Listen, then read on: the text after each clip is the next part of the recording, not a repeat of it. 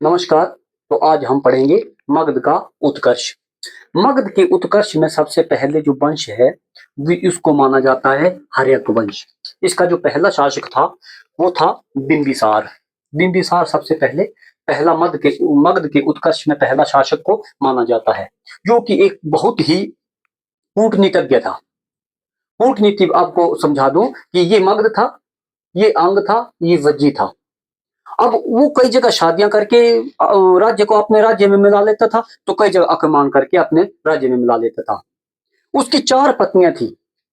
ऐसे तो इतिहासकार कहते हैं कि उसकी 500 पत्नियां, 500 से भी अधिक पत्नियां थी, इतिहासकारों का कहना है। लेकिन जो 4 थी वो विशेष थी। पहली थी महाकौशली, जो कौशल नरेश प्रसेनजीत की बहन थी। दूसरी थी चेलन्ना, जो लिच्छवी नरेश की पुत्री थी, चेलन्ना।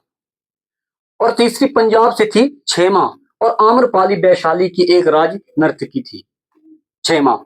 तो जो चेलन्ना थी वो सबसे बिंबिसार की सबसे प्रिय पत्नी थी, और चेलन्ना से ही पुत्र प्राप्त हुआ था जिसका नाम था अजातशत्रु, जो आ गया आकर फिर सिंहासन पर बैठता है।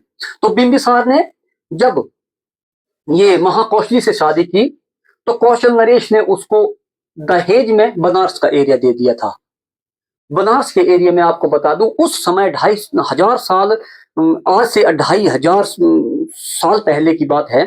तो ईसा पूर्व 544 ईसा पूर्व 1 लाख रुपए सालाना टैक्स आता था वहां से। तो आप ये अंदाजा लगा सकते हैं कि आज समय में वो कितना पैसा हो सकता है। तो इसलिए प्रसिद्ध होने लगा ये मगध। धीरे धीरे मगध विस्तार करने लगा, धीरे धीरे मगध विस्तार करने लगा, और दूसरे प्रांतों में, महाजन पदों में उसका विस्तार होने लगा। 16 महाजन पद हुआ करते थे पूरे भारत वर्ष में। तो एक राजा था, अवंती का राजा था चंद्र प्रधोत। चंद्र प्रधोत कहां का राजा था? अवंती का राजा। तो चंद्र प्रधोत को एक बीमारी ने जकड़ लिया था, जो एक बहुत बड़ी बीमारी से जकड़ लिया था। तो सारे राज्य, उसके राज वैद्य थे, सब ने कह दिया था कि अब राजा आपकी मृत्यु निश्चित है, राजा को कोई नहीं बचा सकता। तो चंद्र प्रधोत ने एक ऐलान किया कि जो अवंती है उसकी राजधानी, जो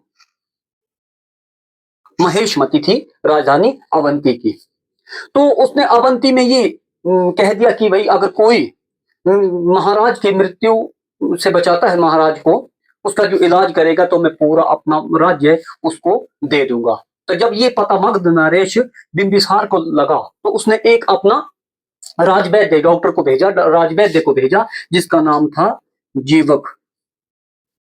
जीवक को भेजा अवंती में, और वहां जाकर उसने चंद्र प्रधोत का इलाज किया, जो कि बिल्कुल स्वस्थ हो गए। तो इसी कारण चंद्र प्रधोत ने अपना राज्य मगध को दे दिया। तो ये इस वजह से पूरे भारतवर्ष में फैलने लगा। कहां? मगध का साम्राज्य है। मगध फिर पूरे भारतवर्ष में फैल गया था। तो इस तरह से कई शादियां करके, कई जगह कोई भी साम दाम दंड भेद लगा के वो राज्य को अपने राज्य में मिला लेता था। और इसकी राजधानी उस समय थी राजगृह, या राजगीर भी बोल सकते हैं। कई जगह राजगीर होता है, कई जगह राजगृह होता है। तो राजगृह थी उसकी राजधानी। राजगृह एक बहुत ही सुरक्षा पूर्वक नगर था, क्योंकि वो चारों तरफ से पहाड़ियों से घिरा हुआ था राजगृह। जब कोई आक्रमणकारी बाहर से आक्रमण करता था तो वहां आसानी से नहीं पहुंच पाता था, क्योंकि उनको पहाड़ियों का सामना करना पड़ता था। आपको पता है, अगर अकबर और महाराणा प्रताप का युद्ध, हल्दी घाटी का युद्ध याद होगा, तो महाराणा प्रताप को अकबर क्यों नहीं हरा पाया? क्योंकि महाराणा प्रताप जंगलों का राजा था, वो जंगलों में जाकर छुप जाता था और एकदम अटैक करता था। इसी कारण महाराणा प्रताप आजीवन नहीं हार पाया अकबर से। तो राजगिरी एक पूर्णता सुरक्षित नगर था, और उसने एक आक्रमण किया था वैशाली पर, और वैशाली से बिंबिसार हार गया था। वैशाली से उसकी हार हो गई थी। वैशाली से हार हो गई थी, तो फिर उसके बाद अजात शत्रु ने जब ये सोचा कि भाई मैं राज सिंहासन पर बैठूं, तो उसने एक विद्रोह कर दिया था, अपने पिता के खिलाफ विद्रोह कर दिया। तो उसने अपने पिता को कारागार में बंदी बनाकर कारागार में डाल दिया था। कई इतिहासकारों का कहना है कि बिंबिसार की मृत्यु उसने अजात शत्रु ने कारागार में करा दी थी। और कईयों का कहना है कि अजात शत्रु ने नहीं, बल्कि बिंबिसार ने खुद आत्महत्या कर ली थी कारागार में। तो उसके बाद आ गया अजात शत्रु। अजात शत्रु का विवाह वजीरा से हुआ था, जो प्रसेनजीत की पुत्री थी, जो महाकौशली थी ना, उसकी बड़ी माता, उसका भाई था प्रसेनजीत। ये कौशल नरेश था वो। तो कौशल नरेश की बेटी से उसने शादी कर ली थी, जिसका नाम था वजीरा। किसने? अजात शत्रु ने। अजात शत्रु ने कुल 16 लड़ाइयां लड़ी थी और 16 लड़ाइयां ही जीती थी। वो एक बहुत ही सुयोग्य शासक था। जब उसने वैशाली पर आक्रमण करने का सोचा, तो उसने एक अपने मंत्री को भेजा। कहा? वैशाली। वैशाली भेजा कि आप जाओ और वहां की रणनीतियों का पता लगा के लाओ। तो वहां मंत्री गया, उसका नाम था, आपने ये ध्यान रखना, छोटे छोटे जो ये पॉइंट होते हैं इनको जरूर याद रखना होता है। तो वहां मंत्री भेजा, उसका नाम था वर्षकार। क्या नाम था? वर्षकार। क्या नाम था? वर्षकार। चंद्र प्रद्योत के यहाँ कौन भेजा था? जीवक, जो कि राजवैद्य था। और वर्षकार को कहां भेजा? वैशाली। जब वर्षकार ने वहां देखा, तो वहां पहली पंक्तियों में बड़े बड़े अग्र जो पहली पंक्तियां होती थी, वहां बड़े बड़े कद के सैनिक बैठते थे, भाला लेके बैठते थे और ढाल लेके बैठते थे। जब कोई तीर चलाता था, बाहर से तीर चलाता था, वो ढाल आगे रख के अपना सुरक्षा कवच बना लेते थे, और जब कोई नजदीक जाता था तो भाला मार के उनको खत्म कर देते थे। तो इस तरह से उसने देखा वर्षकार ने कि यहाँ तो बहुत ही मुश्किल है। तो उसने राजा से, अजात शत्रु से बताया कि महाराज, वहां पे इस तरह की सैन्य पद्धति बनाई जाती है, लाइनों में आगे बड़ी पंक्तियों में बड़े सैनिकों को बैठा दिया जाता है। तो अजात शत्रु ने एक वर्षकार से मिलकर एक योजना बनाई और उसने दो हथियारों का प्रयोग किया था वहां पे उस युद्ध में, इस वैशाली के युद्ध में, जिसका नाम था महाशिला कंटक।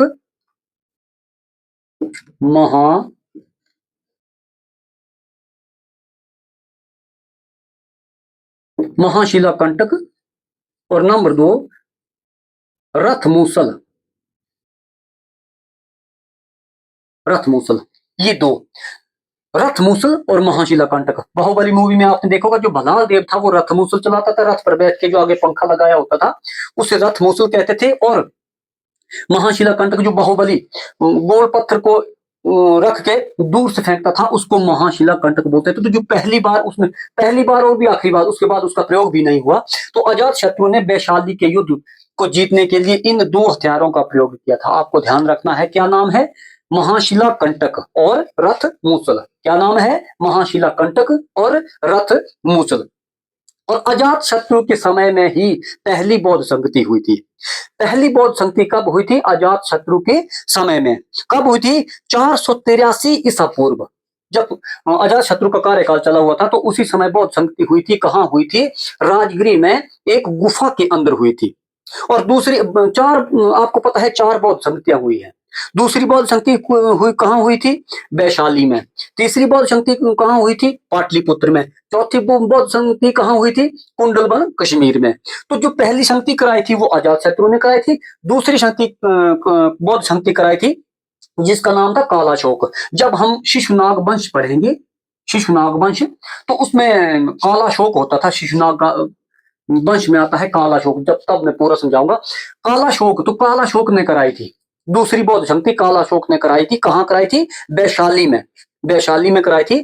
तो तीसरी बौद्ध संगति कराई थी, जो सम्राट अशोक थे ना, उन्होंने कराई थी चंद्रगुप्त मौर्य काल में। जो चंद्रगुप्त का जो वंश चला हुआ था, उस समय अशोक ने कराई थी। कहां कराई थी? पाटलिपुत्र, पटना में, आज की जो पटना में। और चौथी बौद्ध संगति कुंडलबन, कश्मीर में हुई थी। किसने कराई थी? कनिष्क ने कराई थी। तो आपने ध्यान रखना है, पहली बौद्ध संगति राजगिरी वैशाली अजात शत्रु ने कराई थी। दूसरी बौद्ध संगति वैशाली में ये कालाशोक ने कराई थी वैशाली में। और तीसरी बौद्ध संगति कराई थी पाटलिपुत्र में, कराई थी सम्राट अशोक ने। और चौथी बौद्ध संगति कराई थी कुंडलबन, कश्मीर में। किसने कराई थी? कनिष्क ने कराई थी। तो आपने ये 4 बौद्ध संगतियों को जरूर से याद रखना है। तो पहली बौद्ध संगति कहां हुई थी? अजात शत्रु के समय में हुई थी, एक गुफा में हुई थी, राजगिरी में। तो अजात शत्रु को जो उसका बेटा था उदयन, ये हर्यंक वंश, ये हर्यंक वंश की शासक चले हुए हैं, सारे हर्यंक वंश की शासक थे। तो उदयन ने ही अपने पिता को मार दिया था। जब खाना खा रहा था अजात शत्रु, तो उसने भाला मार के अपने पिता अजात शत्रु की मृत्यु कर दी थी। तो अजात शत्रु को हर्यंक मतलब पितृहंता भी कहते हैं। पितृहंता, इस वंश को पितृहंता वंश भी कहते हैं कि अपने पिता को मारने वाला वंश। तो अजात शत्रु की यहाँ मृत्यु हो जाती है। उसके बाद आता है उदयन। अब उदयन ने अजात शत्रु को तो मार दिया और खुद सिंहासन पर बैठ गया। तो उसने चंड महासेन उज्जैन से था, चंड महासेन उज्जैन का राजा था। उसकी बेटी जो कि बासवदत्ता थी, उसके प्रेम जाल में फंस गया था, मतलब अर्थात बहुत प्रेम करता था। और उसकी जो शादी थी वो पद्मावती से हो गई। फिर बाद में उसने बासवदत्ता से भी शादी कर ली थी। उसकी दो पत्नियां थी विशेषकर, बासवदत्ता और महा ये पद्मावती। अब उदयन के बाद आता है, उदयन असुयोग्य शासक था, एक सुयोग्य नहीं था। तो उदयन के बाद आता है नागदशक। उसका बेटा था उदयन का नागदशक। नागदशक ने ही पहली बार राजगृह से अपनी राजधानी को ट्रांसफर करके पाटलिपुत्र ले आया था। पाटलिपुत्र यानी आज के पटना में, अपनी राजधानी को पटना में ले आया था। अब नागदशक जो था वो भी एक सुयोग्य नहीं था, सुयोग्य नहीं था। तो नागदशक का जो सेनापति था उसका नाम था शिशुनाग। वो हर कोई काम जो शिशुनाग से पूछ के ही करता था। ये सेनापति ये बताओ, ये चीज क्या है, ये हथियार क्या है, इसको कैसे चलाते हैं, रणनीति कैसे बनाते हैं। तो इस तरह से मतलब खुद के फैसले नहीं लेता था वो शिशुनाग को पूछ के ही हर कोई काम करता था। तो शिशुनाग ने देखा कि ये तो एक सुयोग्य है नहीं, क्यों ना इसको रास्ते से हटा दिया जाए और मैं खुद राज करूं। तो उसने उसके जो नागदशक के जो सैनिक थे उनको अपने साथ मिला दिया, एक गुप्त विद्रोह कर दिया। और नागदशक एक अपने सैनिकों के साथ कोई मीटिंग कर रहा था और कोई भाषण दे रहा था। तो शिशुनाग ने उसको तलवार के साथ मार के उसका सर को धड़ से अलग कर दिया और खुद शासन करने लगा। तो यहाँ हो जाता है हर्यंक वंश का चैप्टर क्लोज। फिर उसके बाद आता है शिशुनाग वंश।